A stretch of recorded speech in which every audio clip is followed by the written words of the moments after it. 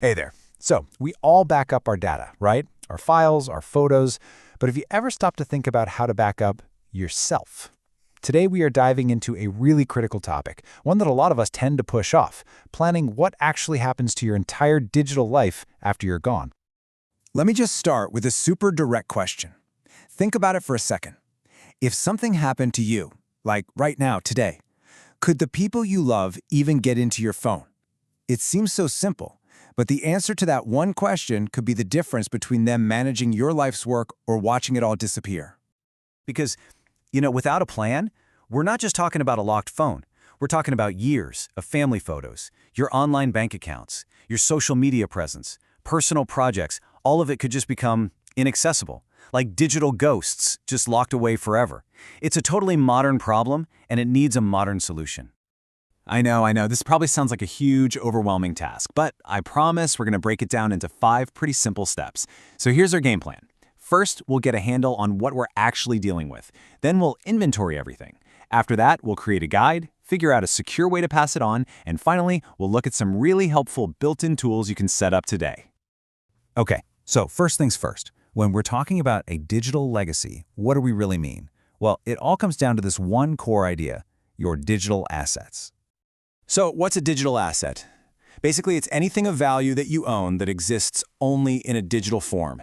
And that is a huge, huge category. It's the keys to your entire digital kingdom, your passwords, but it's also the kingdom itself. It's your money, it's your memories, and it's all your creative work. All right, let's get to our first real action item, taking stock. Seriously, just like a shop owner inventories their products, you need to do the exact same thing for your digital life. This is the foundation that everything else is built on. The first, and honestly the most critical category, is your login information. Think of these as the master keys to everything. If your family can't get into your phone or your main email account, they're stuck. Game over before it even starts. Oh, and don't forget about two-factor authentication. They're going to need a way to get those little codes that pop up on your phone. Next up is your digital money. And this goes way, way beyond just your normal online banking password. We're talking brokerage accounts, maybe you have some international ones, crypto exchanges, hardware wallets for crypto, even things like PayPal. For this stuff, a password isn't enough. Your family has to know these things even exist in the first place. And finally, we have the assets you just can't put a price on. This is the sentimental stuff. Your social media accounts, which, tell the story of your life. All those photos and videos that might be scattered across your phone, in the cloud, maybe on a server at home. And hey, if you run a blog or a personal website, they'll need access to the domain and hosting just to keep those memories alive for everyone else. Okay, so you've listed out all your assets. That is a massive first step, so congratulations. But a list isn't a plan, right? Now you have to turn that inventory into a playbook, a user manual that your loved ones can actually follow when they're already stressed out.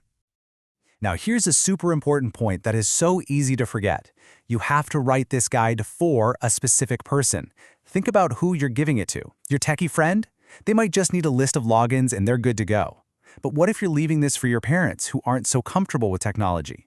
You might need to write out every single step, maybe even include screenshots. The whole point is to make it easy for them. And that brings us to another critical idea. For the complicated stuff, just getting in is only half the battle. Will your family know how to navigate a clunky international brokerage site to actually sell stock? Do they understand the crazy multi-step process from moving crypto off an exchange and turning it into actual money? Your guide can't just show them how to get in, it has to show them how to get the assets out. So at this point, I bet I know what you're thinking. Wait a minute, you want me to write down every single password to my entire life in one document? How in the world do I keep that safe? That is the most important question, so let's tackle it head on. Here is a brilliantly simple but really effective method that you can use. First, get everything into one file. Then encrypt that file with a really, really strong password. Now here's the genius part. You split that password in half. Give the first half to one person you trust, say your spouse, and give the second half to another trusted person, like your best friend or your lawyer. It creates a two-keys system. Nobody can open it alone, but they can come together to unlock it when the time is right. And of course, that brings up the privacy question. What about the stuff you don't want anyone to see? The answer is really simple. You are in 100% control here. If there are parts of your life you want to keep private, just don't put them in the document. This is a tool to help your family, not a full confession.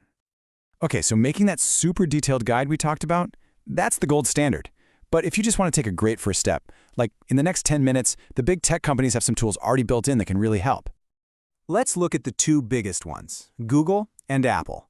Google has something called Inactive Account Manager. It can automatically give someone you trust access to your Google data, like Gmail and Photos, if your account goes dormant. Apple has a Legacy Contact feature, which lets someone get your iCloud data with a special key and a death certificate. But, and listen up, because this is the crucial part, neither of these will unlock your actual iPhone or your Mac. They give access to data in the cloud, not the physical device itself, and that's exactly why having your own separate guide is still so important. So we've walked through all the practical, how-to steps, but I want to end by just reframing this whole thing for a second. Thinking about this stuff isn't morbid. It's not about planning for your death. It's about planning one final act of care for the people you're going to leave behind. At the end of the day, getting your digital legacy in order is a profound act of kindness. It's maybe the last gift you can give your family, saving them from the absolute nightmare of trying to be digital detectives while they're also grieving. You can turn what would be a total mess of confusion and loss into a clear, manageable process for them. So I'll just leave you with this one last thought. We back up our files to prevent losing our data, but this is about preventing a legacy of loss for the people who matter most to us. So for them, is your backup ready?